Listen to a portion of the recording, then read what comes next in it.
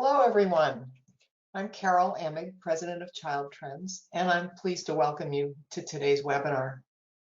We are gathering at a painful moment as we confront again the reality of brutal, persistent, and pervasive racism. We hope that this moment will finally mark a turning point for the nation as we begin the work of building better public systems for children and families post-pandemic. We need to be sure to put equity at the center of those efforts. At Child Trends, we believe that data has an essential role to play in advancing equity in public systems. The pilot measure of Healthy and Ready to Learn is a great example of the potential power of data to identify groups of children, including racial and ethnic groups, who are at risk of starting kindergarten behind their peers. This is critical information for every state and for the nation as we decide where and how to invest public dollars to do the most lasting good. So we're pleased to provide this update today on our work to validate and strengthen the pilot measure of Healthy and Ready to Learn. We will hear first from Reem Gandor from HRSA MCHB with an overview of the National Survey of Children's Health, which is the data source for the pilot measure and for so much else. Then Kristen Moore and Katie Pascal from Child Trends will share the work they're leading to validate the pilot measure. They'll be followed by two distinguished discussants, Kristen Barnard of the Ounce of Prevention Fund and Deb Stein from the Partnership for America's Children. And we'll conclude with a question and answer session moderated by our Child Trends colleague, Beth Jordan. So welcome again, and without further ado, I'll hand it over to Reem. Thank you so much, Carol, both for the introduction and for setting the stage. I think it's incredibly important to acknowledge where we all sit as a nation and where this work sits in a much bigger picture of ensuring equity for all of our children. So thank you for that. I'm going to take just a few minutes to walk us through the data source for the Healthy and Ready to Learn measure. As Carol said, my name is Reem. I have the very good fortune of directing the Division of Epidemiology in the Maternal and Child Health Bureau's Office of Epidemiology and Research. And in that capacity, I also have the great fortune of directing the National Survey of Children's Health. So let me just say a few words about the NSCH, as we affectionately refer to it. It's actually a long-standing investment by the Health Resources and Services Administration. We first fielded the survey in 2003, and it actually followed the first fielding of the National Survey of Children with Special Healthcare Needs, which was originally fielded in 2001. So we've been doing this for some time. We have made some changes over time. So for those of you who are familiar with the survey, we used to be conducted as part of the National Immunization Survey, the SLATE system. We are now conducted by the US Census Bureau. What is also very different about the survey is that it is an annual survey now. So for about a decade and a half, we were quadrennial with each of the surveys in the field every 4 years. But we are now an annual survey combined. So it's the National Survey of Children's Health as well as content for special healthcare needs. It is a cross-sectional survey, so that remains the same, but we are now an address-based survey. And we collect about 3/4 to 80% of our data via the web, with the remainder coming in via paper and pencil. The survey is designed to collect information on a very broad range of indicators related to children's health and well-being. We cover the pediatric age span of 0 to 17 years. And then we also include significant content around sort of healthcare access, utilization, as well as quality, and then family and community level factors that we know can influence health. And so this ranges from questions around 25 different discrete healthcare provider diagnosed conditions, to access to a patient-centered medical home, to age-specific content, which is what we're really dealing with here for young children around early learning and skills development, And then finally, content around neighborhood amenities and resources that can certainly create that, that environment that is either detrimental or protective for children. We cover the standard set of sociodemographic characteristics, everything from poverty level, race, ethnicity, family structure, you name it. Next slide, please. So these are just some quick facts. I do want to just note that we came out of the field with both of our surveys in 2012 in order to engage in a very significant redesign. And so that's why if you were familiar with the previous national surveys and then suddenly you were like, where did the data go? And they didn't reappear until 2016, that's what was happening. We were redesigning the administration of the survey as well as some of the content. Here's basically a snapshot of how the operations work. We're in the field kind of early summer to kind of early or midwinter. We're in the field for about 10 months, 9 months, and then we release the data the following October, usually on Child Health Day. So that's the first Monday in October. For those of you who are familiar with national surveys, that's pretty much lightning speed in terms of turning the data around and getting them out for public use. But we do that very deliberately because some of our primary users are folks at the state level and they need those data for timely decision making. Our sample, as you can see in 2017 and 2018 is somewhere between 20 and 30,000. Our initial sample in 2016 was kind of this big push, this big investment that we made since we had been out of the field for some time. We're now, I think, going forward annually going to have probably somewhere around 30,000 observations every year. At least that's what we're shooting for. And what makes our data unique is that we provide both national and state level estimates. Again, that is a key piece for us because it really helps folks use these data to inform state level policy and decision making. Our subjects are non-institutionalized children, as I said, from 0 to 17 years of age. This is a parent and guardian reported survey, so with all of the strengths and limitations that come with that. We do conduct the survey in English and Spanish, and if you are to take the survey online, we know that it takes folks an average of about 33 minutes. So I did want to just provide a little bit of a background on how we got to where we are now, because it was not a particularly linear process, and maybe that's true of many good things in life. It was iterative, but we had a couple, I think, of sort of points in the sand or markers that I think are worth sort of calling out for everyone who hasn't necessarily been following this since the beginning. We had a really unique window in 2012 and 2013. And two things were happening. As I said previously, the national survey was coming out of the field and we were undergoing a redesign.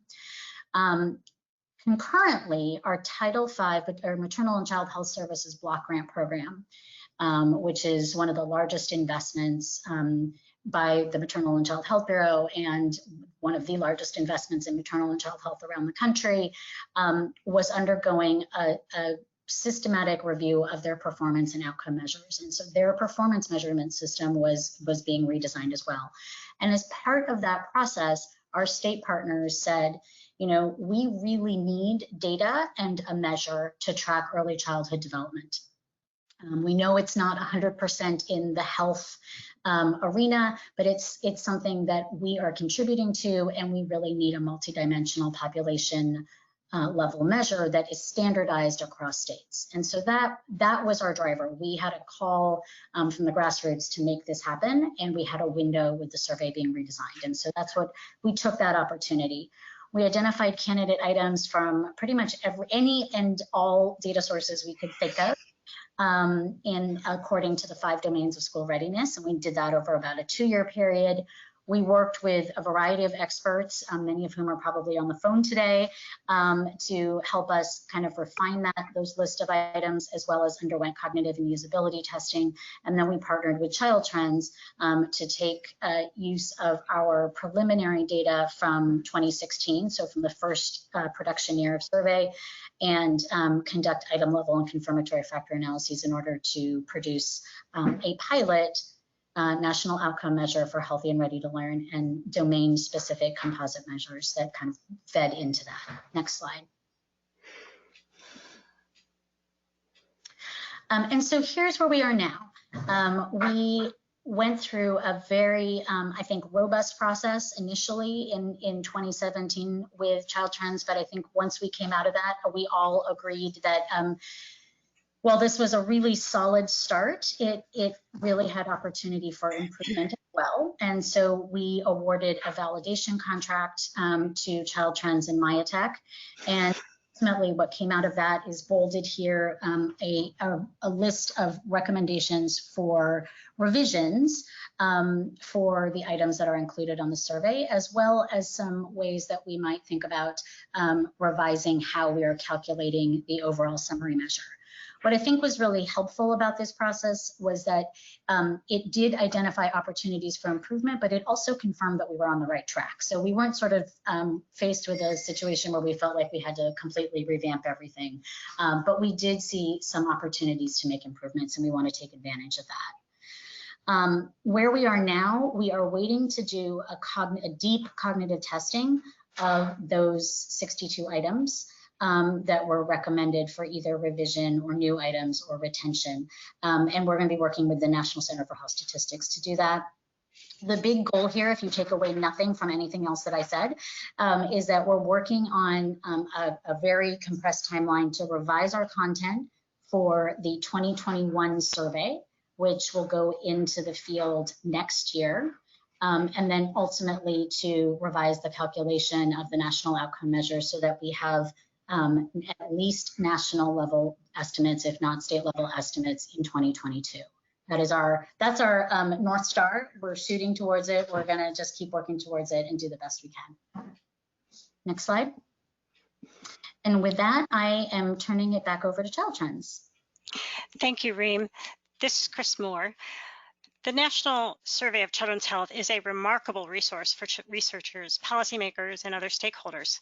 Importantly, while the primary focus is on health, the survey takes a broad perspective on the social determinants of health and provides data on a range of important factors that affect children's health and development. Child Trends used the 2016 data to develop an initial pilot measure of healthy and ready to learn, which we shared in a series of webinars and reports a year or so ago. Now it is time to share the fruits of our follow-up work to validate and enhance the measure of healthy and ready to learn.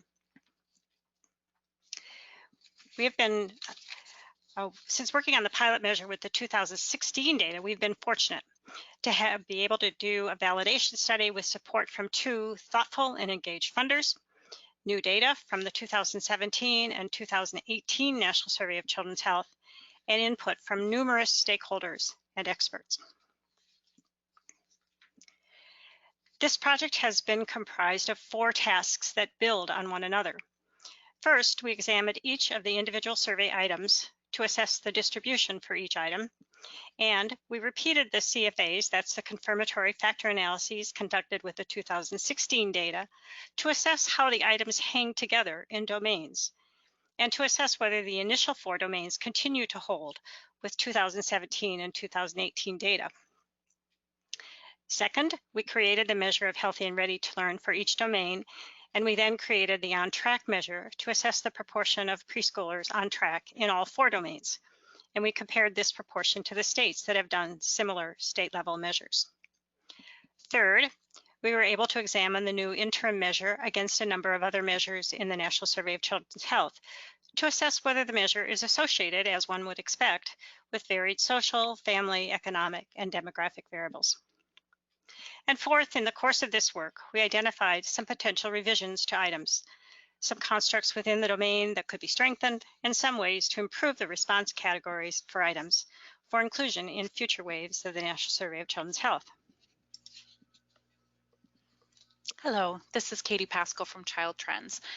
Revising items in the measure was a major focus of our validation work. And so I want to briefly review the types of recommendations that we made for items and give you some examples of those recommendations that were submitted for cognitive testing by NCHS.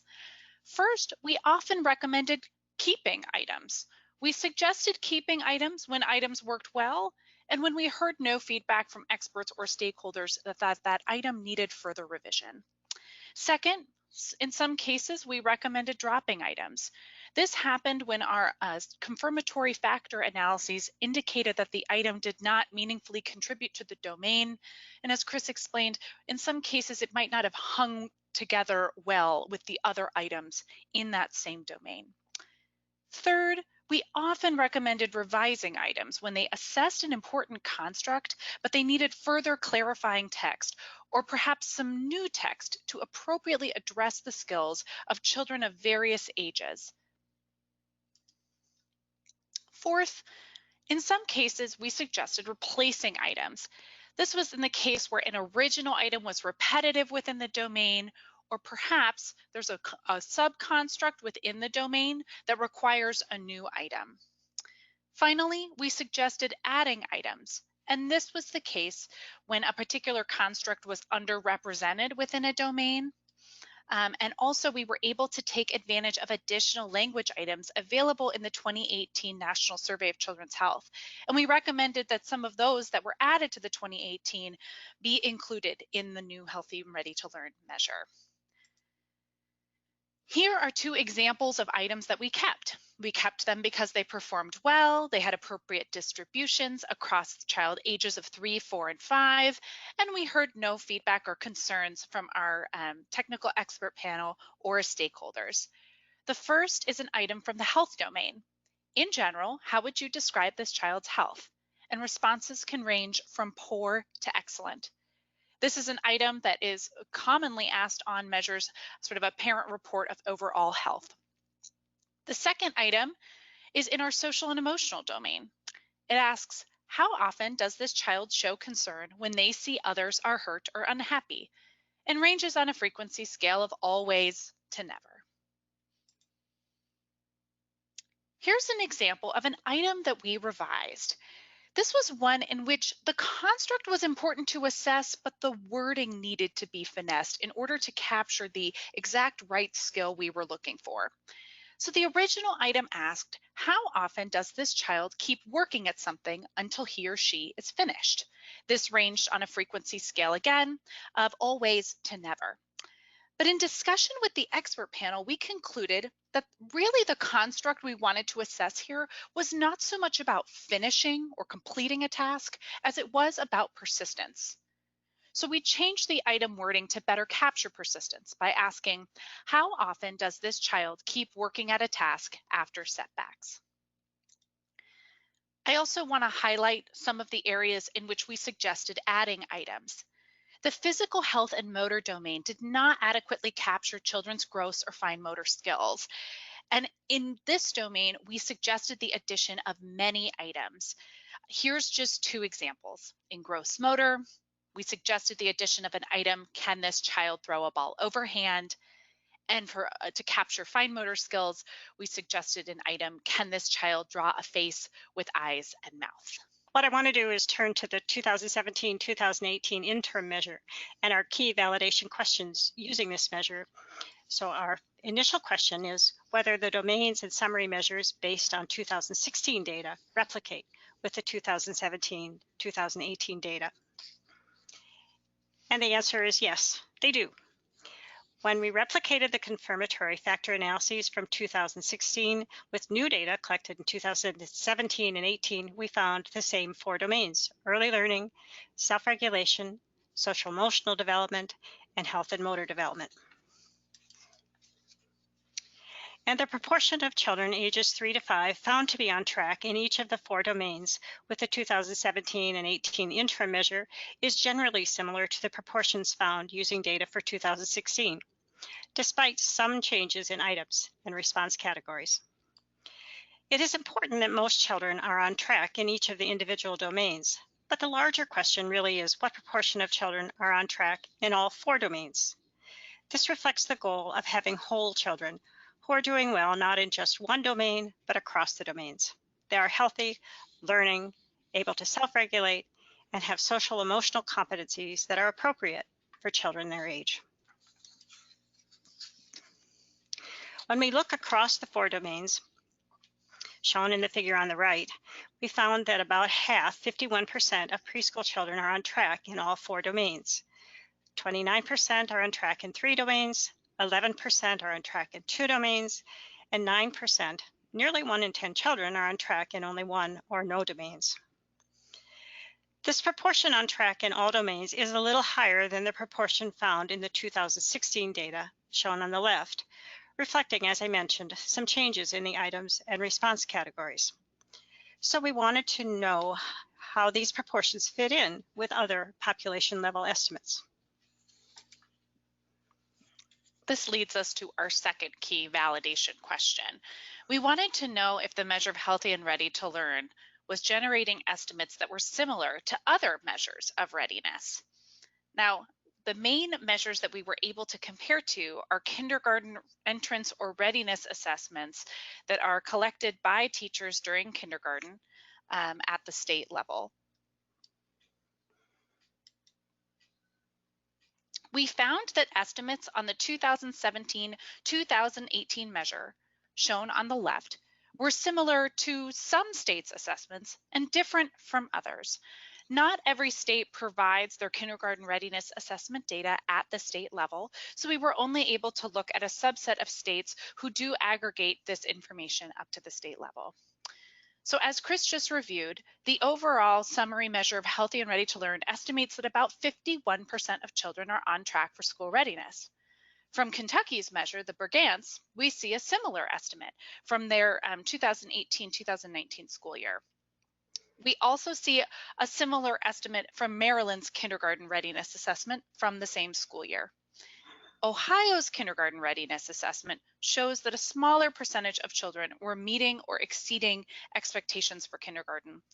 And in Illinois, their Kindergarten Individual Development Survey, or KIDS survey from the 2018 school year, showed that only a quarter of children were meeting or exceeding expectations. So what does it mean that we're seeing some similarities and some differences between the Healthy and Ready to Learn measure and states' kindergarten readiness assessments? First, we wouldn't necessarily expect that the national estimate of Healthy and Ready to Learn would reflect the values for every state in the union. And second, kindergarten readiness assessments are completed by teachers on older children based on experiences with children in classroom environments. So what we took away from this validation activity is the importance of a single common measure that can be used to understand children's readiness prior to kindergarten entry, a measure by which states can compare themselves to other states and not have to look across a variety of different measures which differ in terms of the items that are asked, the response categories, and the domains.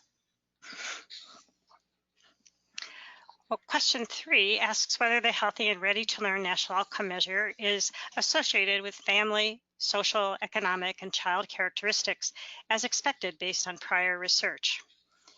To address this question, we were fortunate to have foundation funding to assess whether the measure of Healthy and Ready to Learn is associated with varied factors in the National Survey of Children's Health.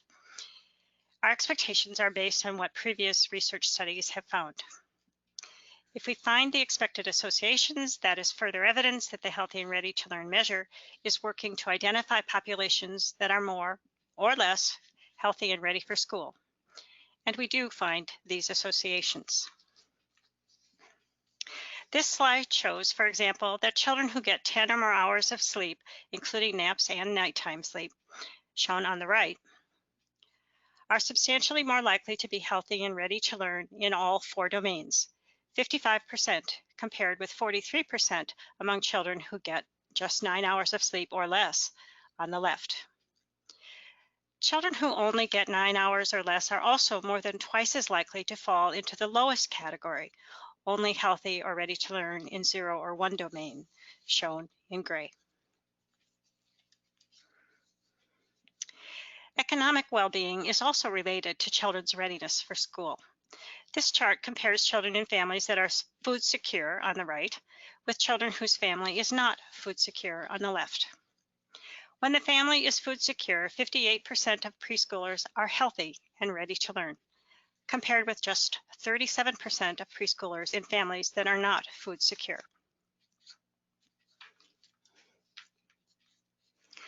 Having routines is also related to school readiness. We combined two measures, a regular bedtime and family meals, to create an index of family routines. As shown in this chart, just 41% of preschoolers in families with a low level of routines on the left were found to be healthy and ready to learn, compared with about 55% of preschoolers in families with moderate or high levels of routines. And neighborhoods are also associated with being healthy and ready to learn. Parents were asked 4 questions to describe how supportive their neighborhoods are for families and children. And we created an index indicating low, moderate, or high levels of support. Again, preschoolers living in neighborhoods that provide a high level of support to families and children are much more likely to be healthy and ready to learn in all 4 domains, 63%, which is about 20 percentage points higher than we found for preschoolers living in less supportive neighborhoods. In sum, we examined how the Healthy and Ready to Learn National Outcome Measure is related to all kinds of factors, and we found associations with every variable we examined. For example, child characteristics such as hours of sleep and presence of a disability were related to how healthy and ready for school children are. Similarly, family characteristics such as parent mental and emotional health, family activities such as reading to the child, family routines, family strength, economic factors such as poverty and food security, and neighborhood factors including problems, amenities, and supports were all associated with being healthy and ready to learn. Moreover, not all, but nearly all of these associations held even when we took account of confounding factors such as family income, race, ethnicity, and parent education. And when the associations didn't hold, the data made sense. For example, race, ethnicity, and language spoken at home were associated with being healthy and ready to learn, but these associations did not hold when we took account of confounding social and economic factors. This was true for both child race and ethnicity, as well as language spoken in the home. Importantly, we found that there are things parents can do to help ready their preschoolers, such as reading, singing, and telling stories. However, other factors also matter, such as income and food insecurity, that may not be things that parents can control. Furthermore, associations between healthy and ready to learn and race, ethnicity, and language in the home are not statistically significant when we account for social and economic factors. And states can use this information to help preschoolers in their state become healthy and ready to learn. I want to turn now to the future of the measure, because while we're seeing the kinds of associations we expect to see between the measure of healthy and ready to learn and several contextual variables, we've identified a number of places where the measure can be strengthened, and this slide summarizes the types of revisions that we have suggested to HRSA MCHB to inform the measure and move us towards a more final version of the Healthy and Ready to Learn National Outcome Measure. First, we've suggested the identification of items that can appropriately capture skills at ages 3, 4, and 5. This means we work to identify skills that can cross that age range, as well as the addition of age-specific items. Second, we suggested new items that appropriately assess fine and gross motor competencies, which was a drawback of the previous versions of the measure. Third, we have also suggested more items be added to the self-regulation domain. Fourth, we suggested that some items currently included no longer be included in order to strengthen the domains. This allows us to make room for the addition of many items that we have suggested. I'm now going to turn it over to Dr. Reem Gandour to share with us the next steps for finalizing the measure. Thank you so much, Katie and Chris, for detailing all of that work. I think, Katie raised some important points in the last slide where we really do have some opportunities to make some revisions and refinements. And so the next, these boxes, the colored boxes here on this slide are really just designed to show you kind of how we're going to go about taking all of that feedback and factor it into the survey. So as I did mention briefly, we expect to engage in a really in-depth cognitive testing process with the National Center for Health Statistics, hopefully starting this July, although we're obviously, given all things COVID, having to make some adjustments there. We're looking at conducting about 60 cognitive interviews. And what will be really helpful about that process is that it's not only going to kind of give us a sense of how well those 62 items or 60 some odd items do in terms of just cognition and understandability, but this particular process that the NCHS will undergo is going to really help us distill out the underlying factors or constructs that parents and respondents are thinking of as they respond to these items. So there will be a very detailed public report that will come out of that process that we'll be able to reference as we go forward with this work. So that's the next big step underway, and we are looking forward to getting started with that process. I will say this, we have asked them very deliberately to also focus on race, ethnicity, and other sort of community level factors that may influence how parents and guardians sort of understand cultural factors that may impact kind of how folks are interpreting the items. So to really dig deep on that, because I think one of the things we've heard from a lot of folks as we've gone through this process is that not all the items that we have right now are culturally relevant or appropriate. And so we needed to think through that beyond just sort of thinking through language. We needed to really think through whether or not all of the constructs that we were asking about actually made sense for all kids. Once we have that information, or again, we're hoping to wrap that up in the late fall, we will be working with Child Trends and obviously members of our expert panel to make a final selection of the items for the 2021 National Survey of Children's Health. Those items have to be finalized generally by January 3rd. So we have to kind of wrap that up pretty quickly in order to get clearance and get that survey ready to go into the field. We will then field the 2021 survey starting in late June. And then the data we'll start to get some preliminary data about a year later, all total. So we'll be in the field from June to January, and then our team usually starts to get a preliminary data file sometime around May. And then finally, I think it's important to underscore this last red box is that throughout this process, I mean, we will keep sort of trucking along with the cross-sectional survey, but I think at some point we really would like to plan for and conduct a longitudinal prospective study of the Healthy and Ready to Learn measures. And so that's a slightly different beast, but it's something that is sort of always on our wish list and something that we will continue to at least think about getting a roadmap for so that we're ready and able to do it when the time is right.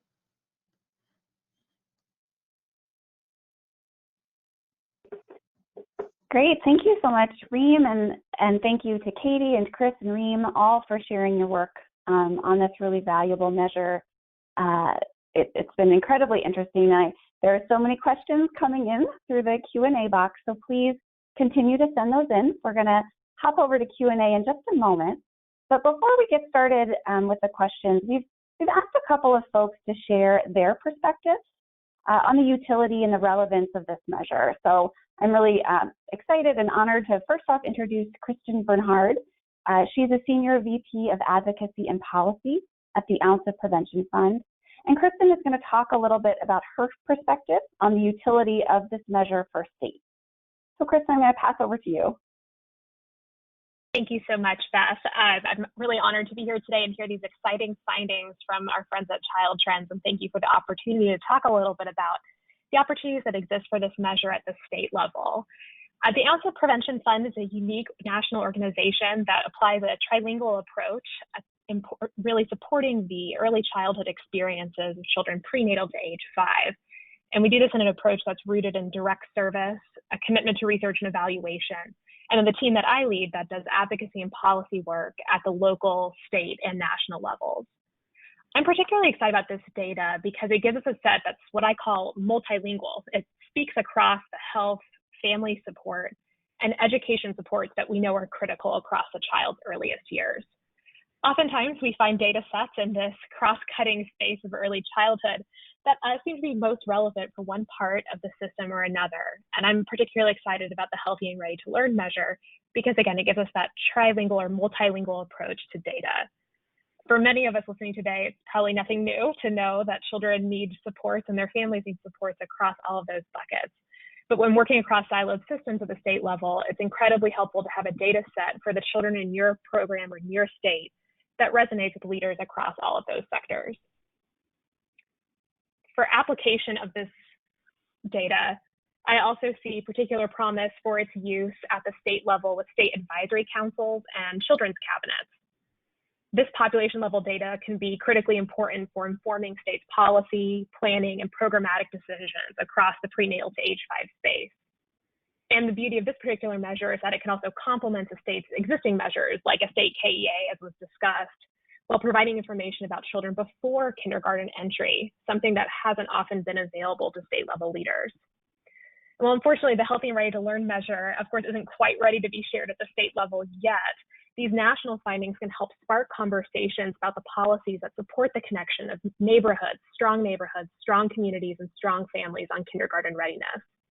And of course, it's also a great chance to remind state leaders to go back in to the National Survey on Children's Health and explore the existing data sets that already exist for children 0 to 5 in a way that can help inform development of preschool development grant birth to 5 needs assessments, Title V state plans, CCDBG state plans, and even the grant applications for Head Start state collaboration offices. There are numerous opportunities for this Healthy and Ready to Learn measure to help inform state practice right now, and an opportunity to look at the larger data set that it's a part of. I'm excited to see what our state leaders do with this data going forward. Beth, I'll turn it back to you. Thanks, Kristen. Now we're going to ask Deb Stein, who's the Network Director for the Partnership of America's Children, to share her thoughts on the relevance of this measure and the data for policymakers.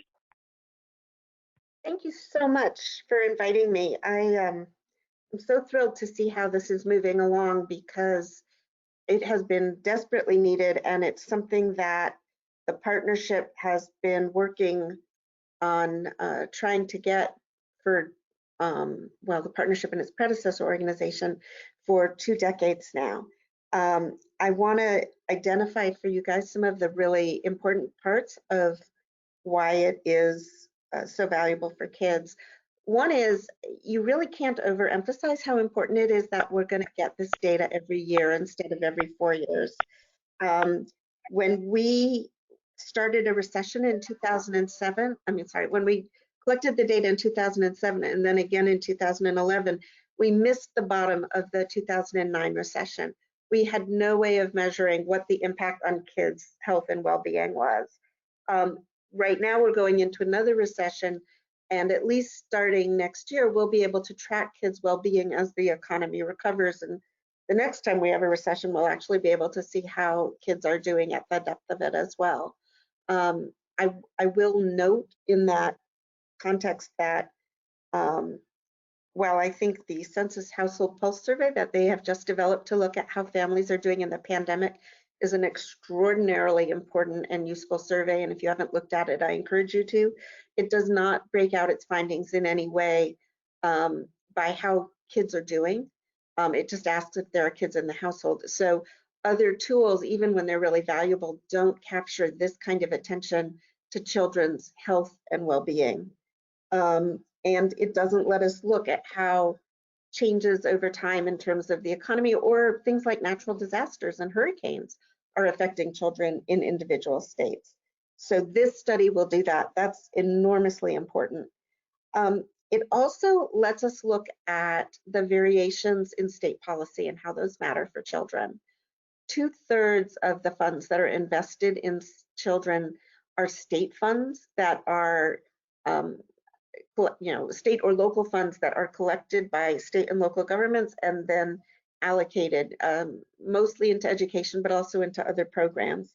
The 1/3 of the funds invested in our children that are government funds that are federal are still largely managed at the state and local level. And so we know that policies vary widely by state that affect children. And similarly, we see really wide differences in how children are doing by states. This survey, with its comparability across states, will let us look at how important different state policies are and which ones we really need to adopt and enact in particular states in order to improve how kids are doing. So that's a really useful tool for policymakers, the comparability across states. Chris talked a lot about the importance of it being a tool to look at the well-being of the whole child, and I think that's also really important. We often have studies of just children's health or just children's access to education, but we know that kids need all the different pieces of the puzzle to succeed, and this tool lets us look at them all together and see where kids are flourishing and where they need support and how they affect each other. So there's a wide range of policy decisions that this study can affect, and they kind of fall into two groups: the policies that you want to make before kids enter school in order to get them ready to enter, and the policies that you want to have in place to benefit kids who are starting school or are in school because we know that they aren't ready and we want to bring them up to speed.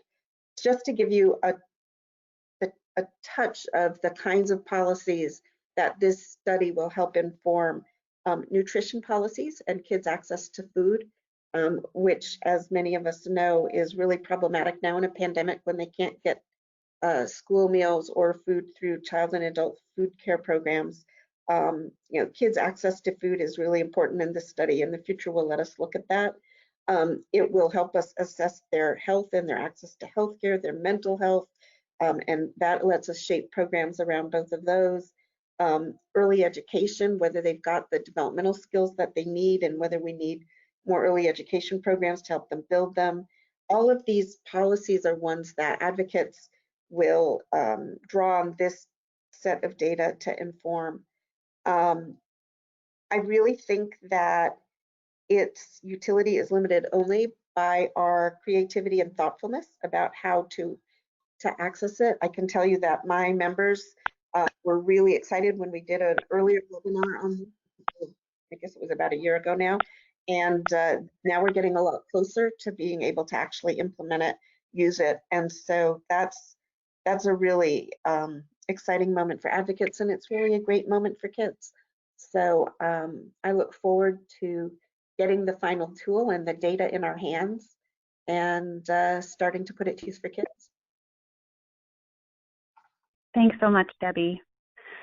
So we're gonna, and thank you to Kristen too as well for both sharing. It's so helpful to hear how you're thinking about this data in your work and to frame that as we shift over into questions and answers.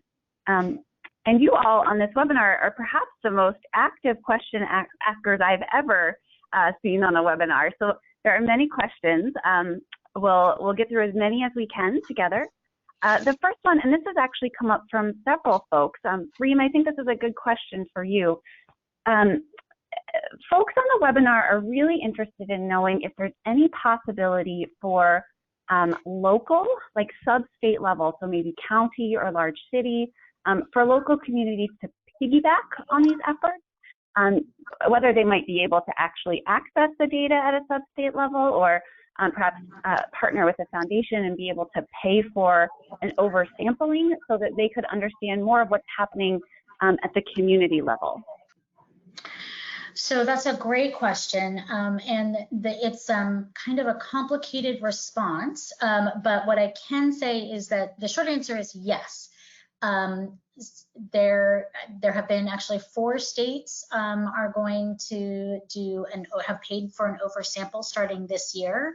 And we have resources online. We have a actually very detailed kind of Q&A about purchasing an oversample if folks are interested in that.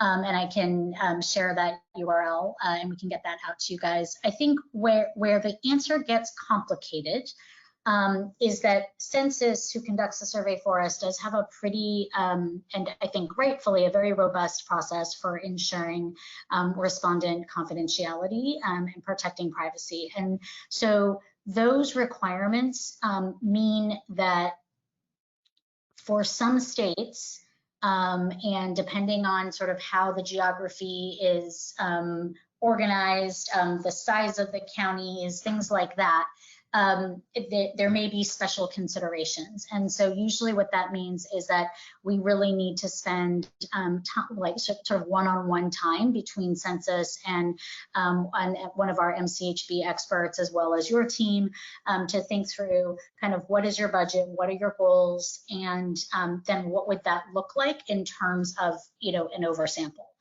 So, yes, so the short answer is yes, the data it is possible to do that.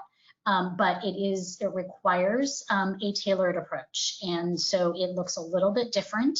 It will look, and it does look a little bit different in every state and locality. Great, thank you. It's a tricky question, but thank you very much for answering it. A lot of folks are interested in that. Another question, and maybe Reem, you're the best one to at least kick this one off. Folks are really curious about when state level data might be available. A lot of questions like, what's my state data? And then to piggyback on that, how will that data be shared? And thinking both, you know, the stakeholders who are joining this call today, how will they learn about the data? But also, are there thoughts or plans on how the data will be shared with legislators or policymakers to help elevate this issue? So also a great question, and one that has a couple of different answers. So right now, if you are interested, we don't put the composite Healthy and Ready to Learn measure up, but if you go to childhealthdata.org, which is our data resource center, you can actually look at the individual items by your state. And you can get those estimates. So we actually have a user-defined query system that's there, and you can just kind of plug, you know, it's literally like you just work with some drop-down menus and you can create, you know, a quick and dirty crosstab.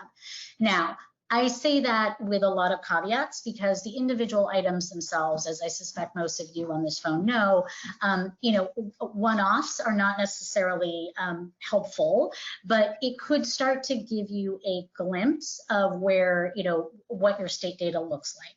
Alternatively, all of our data files are publicly available, completely publicly available. So you can go to the Census website. We can also sort of provide you through the HRSA MCHB website, which is sort of a one-stop shop for all survey materials, but you can download the microdata files and run the data yourselves. That's not the same as you know, sort of having access to the code for the national outcome measure. And I think ourselves and Child Trends have been somewhat circumspect about that because we are still kind of making these refinements. So we don't have code and we don't have the summary measures publicly available just yet. But if you wanted to do some kind of preliminary thinking and just exploration, you could do that using the individual items. Now, longer term, when that will be available, I mean, again, if we're able to keep to our timeline and get the, you know, sort of really settle in on a set of revised items that can go on the 21 survey, be fielded, and then sort of have those data available, we would make every effort. I mean, I think we'd need to look at the sample size and, you know, really make sure that we're sticking to our sort of, I don't even want to use the word preferences, but our practices around data reliability and validity, but we would try to put state level estimates up as quickly as we could. Now that might be 2022. That could be pushed out a year, to 2023 till we have 2 years of data, but I think we would try to do it as soon as possible. I think in terms of the other kinds of rollout activities, we do consistently do presentations to the National Governors Association and to NACCHO and AMCHIP and some of the other sort of standard MCH partners. And we can certainly package this information so that it is readily digestible by a wide variety of audiences. So I think we would really consider lots of different avenues to get this information out there, in addition to just making sure that you guys have access to the data at the state level. That's great, thank you. So we have a couple of really interesting questions about the data. One is just around asking how you've been able, or how you think about getting the best representation of young children for the survey, knowing that that young children are always challenging to count. So thinking of the undercount with the census and young children, do you feel like you've got the right sample and the right representation of children for this survey? We do. We actually oversample young children, 0 to 5, for precisely that reason, because I think we are all aware that young kids don't always show up, in the way that we would expect them to in the normal census sample process. So we oversample both young children and children with special healthcare needs, both of which are important populations for all of our programs in the Bureau. So I feel comfortable with that process. We also, do very strict quality control just to make sure that our data are actually raked to the American Community Survey. We do data checks, very rigorous data checks before, to make sure that we are consistent with, especially once we are weighted, once the data are weighted, that we are consistent with population level estimates. And we do a non-response bias analysis every year, which has yet to show any systematic bias in our estimates. That's great, thank you. Another question around whether there are elements in the survey that establish whether a child is participating in an intervention, like home visiting or publicly funded early care and education or parenting education. And then to add on to that, if that is something that they're asking about in the survey, or that you're asking about in the survey, is there a way to use that data and information more at the programmatic level as opposed to this higher policy level that we've been talking about today? So I see, that's sort of a two-part question. In response to, is there, or are there items that look at what, sort of family participation in early childhood intervention? There are questions about whether or not a child has received early intervention, whether or not the family has an individual family plan. So we have those items and kind of when those were initiated, so that those exist. I don't think you could really extrapolate it to a program level because, again, these are either state representative or nationally representative. So you could use them as benchmarks. And certainly, there are HRSA programs. I'm thinking actually of our home visiting program that, sort of tracks developmental screening, for example, amongst their participants, and then uses the national survey at the state level, the state estimates, as sort of the benchmark. But the survey is not necessarily most appropriate for sort of program level work. It really is much more at the sort of state and policy. And obviously, if you do an oversample and you kind of work with census to get sub-state level estimates, it might work at the county level, but probably not the program level. Thanks, that's helpful. Another question that came in, and I can tell that Debbie and Kristen, your conversation got some wheels turning. Folks are wondering whether or not we'll be able to use this tool, to use this measure to really understand the developmental impacts of the pandemic and also the recession on child well-being. I don't know if that's a question for me, but I think it really should be in part for Reem. Ideally what we would have is data from 2019, 2020, and 2021. And as I understand it, we don't have the first 2 years. Is that right, Reem? Sorry, I was on mute. That's right. So in terms of the revised measure, we wouldn't. And, maybe we can think about comparability between, what we do have now and what we will have after 2021. But it's not going to be it's not going to be tight in the way you would want it to be in terms of consistency to really be able to make those statements about the pandemic.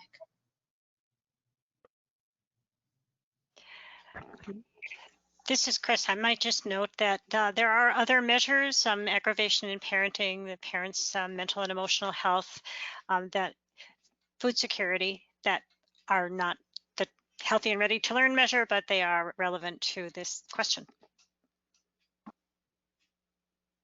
Great. Thanks, Chris, and thanks, Reem. I think maybe we have time for one final question, and Katie, I think it harkens back to one of your slides earlier. You had a slide that showed the national ready to learn percent, and then a few states, their KEA's assessment. And so just a couple of questions around, were you able to look at the state level data in those states and compare the state level data to the state KEAs? And then just kind of the interplay here between the KEA data and the Healthy and Ready to Learn data. Are we using Healthy and Ready to Learn as another type of kindergarten assessment, or is this something different? Those are great questions. For the first one, we didn't take too close of a look at state data. We were really looking at what they reported out in terms of what they typically call meeting or exceeding expectations for kindergarten. Some states have that broken out into different domains, but it's pretty challenging because they might call the domains different things, and some of them roll social, emotional, and self-regulation together. Some of them have much more of a strong focus on reading and math skills. So our domain of early learning skills is not really the same. So I don't know if this was what the question was trying to get at, but we felt like it wasn't really appropriate. It really wasn't apples to apples to look at the domains. And so we just tried to focus on that overall summary score. I would say that I think that this measure is different, but should be associated with kindergarten readiness assessments. And I'm using that word association thinking sort of statistically. We would expect that if you were finding in a state or a community that, half of your children were on track at ages 3 to 5, that those same children would be entering kindergarten within 1 to 3 years, and that we would hope that we would see similar proportions, if not more, perhaps, by the time they get to kindergarten, meeting or exceeding kindergarten expectations. But they are different. And one of our briefs that is on our website, and we'll share that project page with you, goes into depth about the important differences between KEAs, KRAs, and our measure of healthy and ready to learn. Notwithstanding things like parent and teacher report, that those are often lead us to slightly different conclusions, and they really kind of tell us different things. The environment in which children are assessed, the timing of the assessment. So we would expect some differences due to those measurement differences. But we do want the measures to be associated with each other, and that would be an important part of a prospective longitudinal study.